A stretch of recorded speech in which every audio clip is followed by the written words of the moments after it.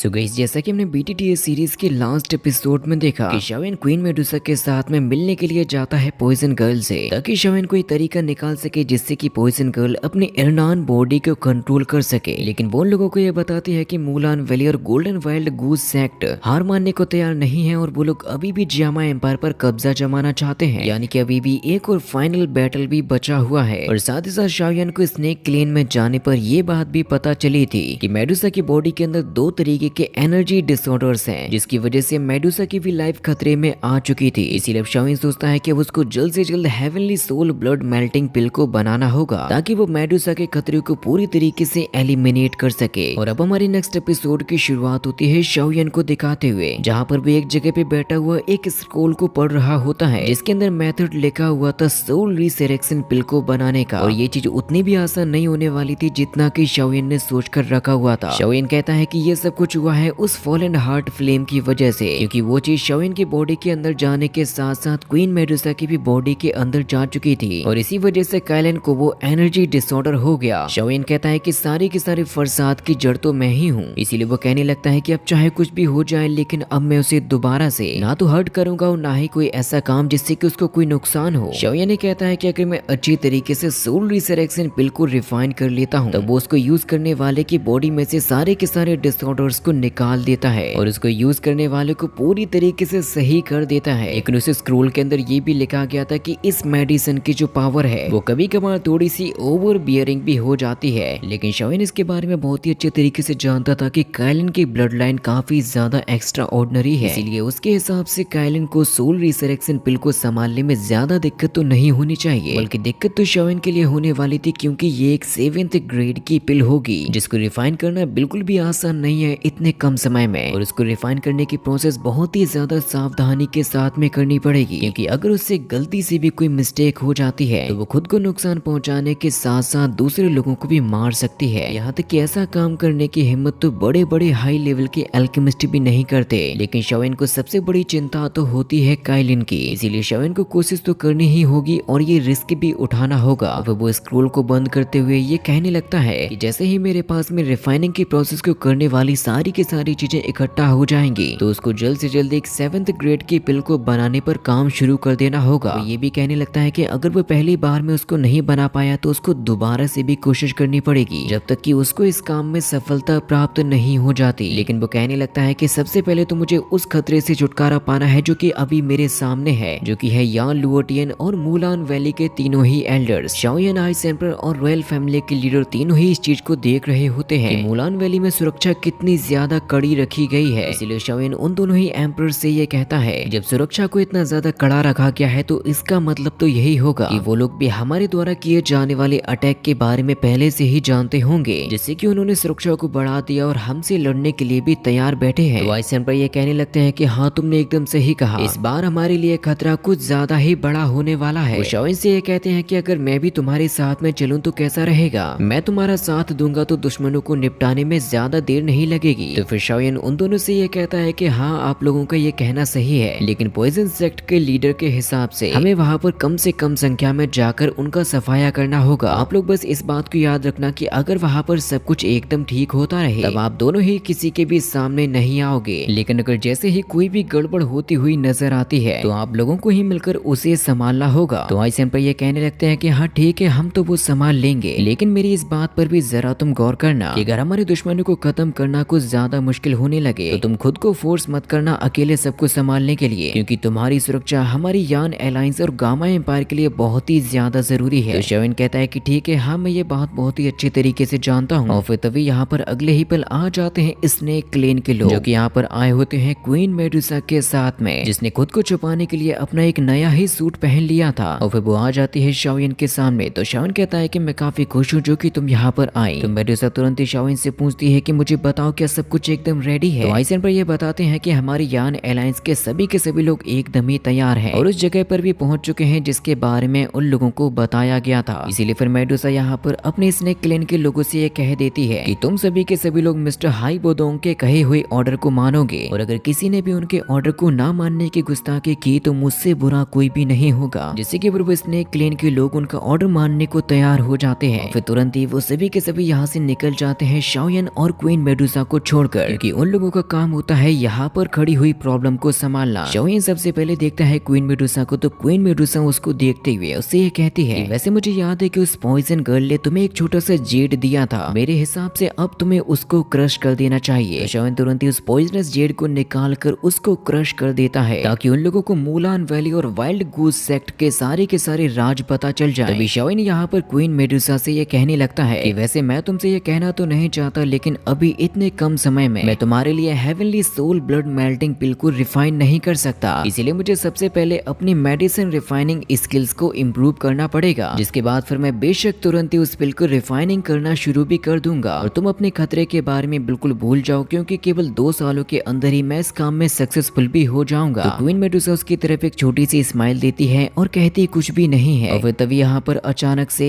एक स्क्रोल उड़ते हुए आ जाता है, जो असल में पॉइजन सेक्ट के पूरे कैंप का नक्शा था, जिससे कि उन दोनों को ये पता चल जाता है कि आखिर उन्हें कहां पर और कैसे जाना है, क्योंकि इसके अंदर यान लुओटियन और मूलान वैली के तीनों ही एल्डर्स की लोकेशन भी मार्क की गई थी। मेडुसा बताती है कि यान लुओटियन मिलेगा यहाँ से सिटी के नॉर्थ में और मूलान वैली के तीनों ही एल्डर्स मौजूद होंगे वेस्ट में। इसीलिए मेडुसा कहती है कि हम लोगों को यहाँ से अलग अलग होकर अपने अपने टारगेट की तरफ जाना पड़ेगा। तो शाओयन कहता है कि ठीक है, मैं यान लुओटियन का सामना करूंगा और तुम जाकर मूलान वैली के उन तीनों ही एल्डर्स को संभालना। लेकिन मेडुसा शाओयन से कहती है कि नहीं, हम ऐसा नहीं करेंगे, मेरी बात मानो और तुम जाओगे मूलान वैली के तीनों ही एल्डर्स को मारने के लिए और यान लुओटियन को संभालने का जिम्मा तुम मुझ पर छोड़ दो। तो शाओयन कहता है कि ठीक है, तुम अपना ख्याल रखना। तो मेडुसा उससे कहती है कि ठीक है, अब हम लोगों को अंधेरा होने का इंतजार करना पड़ेगा। इसके बाद अब हमें अगले ही सीन में दिखाया जाता है यान लुओटियन को, जो कि अपनी कुछ सेविकाओं के साथ में अय्याशियां कर रहा था। उनकी आंखों पर पट्टी बांधकर उनके साथ में छुपन छुपाई खेलता है और अपनी जिंदगी के असली मजे तो यही ले रहा था। वो कहता है कि तुम लोग तो इतनी ज्यादा पतली हो कि मैं तुम्हारी कलाई को भी नहीं पकड़ पा रहा हूँ। लेकिन अब वहाँ पर पहुंच चुकी होती है काइलिन, जो कि कब से इसको खत्म करने का इंतजार कर रही थी। इसीलिए फिर वो तुरंत ही अपीयर कर लेती है अपनी पावरफुल स्वॉर्ड को। इसके बाद अब हमें अगले ही सीन में काफी सारे सिपाहियों को दिखाया जाता है, जो कि वेस्ट साइड में तैनात होते हैं, जहाँ पर मूलान वैली के तीनों ही एल्डर्स थे। और इन लोगों के द्वारा जो सुरक्षा का घेरा बनाया गया था वो बहुत ही ज्यादा स्ट्रॉन्ग होता है। लेकिन शाओयन यहाँ पर अपनी फुल स्पीड के साथ में पहुंच जाता है, जिससे कि किसी को उसके आने की भनक तक नहीं लगती। नीचे तो हर तरफ ही सिपाही फैले हुए होते हैं, यहाँ तक कि ऊपर भी कुछ हाई लेवल के वॉरियर्स घूम रहे थे नजरें लगाए हुए, जो कि ऊपर से आने वाले खतरे को संभालेंगे और सारी चीजों पर नजरें भी रखते हैं। में से एक बंदा जब रात के समय में चारों तरफ ही अपनी निगाहों को कर रहा था, तो फिर तभी उसकी नजर पड़ती है किसी हरे रंग की रोशनी के ऊपर, जो कि और कोई नहीं बल्कि होता है शाओयन। उसको शक हो जाता है कि जरूर से यहाँ पर कोई ना कोई गड़बड़ तो है। तो तुरंत ही उसका साथी उसके पास में आ जाता है और ये कहने लगता है कि बताओ मुझे आकर क्या हुआ। तो वो सिपाही कहने लगता है कि मुझे ऐसा लग रहा है जैसे कि यहाँ पर कोई आ गया हो, इसलिए अब हम लोगों को बहुत ही ज्यादा केयरफुली चेक करना पड़ेगा। जिससे कि फिर वो दोनों तुरंत ही अलग अलग डायरेक्शन में जाकर चेक करने लगते हैं। लेकिन शाओयन यहाँ पर छुपते छुपाते किसी को बिना पता चले ही उस जगह पे आ जाता है जहाँ पर मूलान वैली के तीनों ही एल्डर्स मौजूद थे। वो देखता है कि ये तीनों के तीनों अपनी अपनी स्पिरिचुअल एनर्जी का यूज करते हुए एक ऐसे पावर सोर्स को क्रिएट कर लेते हैं, जो कि किसी के भी वाउंड को हील करने के लिए काफी था, जिसकी मदद से वो लोग सबसे पहले अपने उस एल्डर को ठीक कर लेते हैं, जिसको शाओयन ने लगभग जान से मार ही दिया था। लेकिन अब उसके पास में ज्यादा पावर आ जाने की वजह से वो एकदम ही ठीक हो जाता है। वो देखकर शाओयन भी ये कहने लगता है कि ये तीनों के तीनों एल्डर्स तो बहुत ही ज्यादा अजीब है, क्योंकि इन लोगों के पास में काबिलियत है एक दूसरे को हील करने की। इसकी वजह से इन तीनों के ही पावर्स में एक बहुत ही अच्छा तालमेल भी बैठा रहता है। इसको देखकर शाओयन ये भी कहता है कि मेरे हिसाब से ये मूलान वैली की सबसे ज्यादा प्रोफाउंड स्किल भी मानी जानी चाहिए, क्योंकि उस पावर सोर्स की मदद से उस घायल हुए एल्डर को काफी ज्यादा एनर्जी मिल जाती है, जिससे कि फिर बाकी के ये दोनों ही एल्डर्स उससे ये पूछने लगते हैं कि अब तुम कैसा फील कर रहे हो। वो एल्डर बताता है कि हाँ, मैं थोड़ा सा रिकवर तो हो चुका हूँ, लेकिन अगर मुझे पूरी तरीके से रिकवर होना है तो हमें इंतजार करना पड़ेगा जब तक कि हमारी वैली में 6 ग्रेड की कोई एलिजर ना आ जाए। दूसरी तरफ हम देखते हैं उन सिपाहियों को, जो कि चारों तरफ ही भटकते हुए फिर रहे थे अपने किसी दुश्मन को ढूंढते हुए, जहाँ पर शाओयन छुपा हुआ होता है, जिससे कि वो उसको देख नहीं पाते। इसीलिए शाओयन कहता है कि ये जगह बहुत ही ज्यादा खतरनाक तरीके से गार्डेड की गई है, इसीलिए उसको जल्द से जल्द अपने दुश्मनों का खात्मा करना पड़ेगा। तभी वो एल्डर ये कहने लगते हैं कि उन्होंने ये कभी सोचा नहीं था वो शाओयन नाम का लड़का किसी ऐसी भी ट्रिक को यूज कर पाएगा। उन्होंने शायद शाओयन को कुछ ज्यादा ही अंडर एस्टिमेट कर दिया था। इसलिए एक एल्डर ये कहने लगता है कि इस बार हमें कुछ ज्यादा ही सावधान रहना पड़ेगा, नहीं तो हमारे ये दुश्मन हमें और ज्यादा नुकसान पहुंचा सकते हैं। एक एल्डर ये कहने लगता है कि हाँ, तुमने सही कहा, अब हम तीनों को साथ में मिलकर यहाँ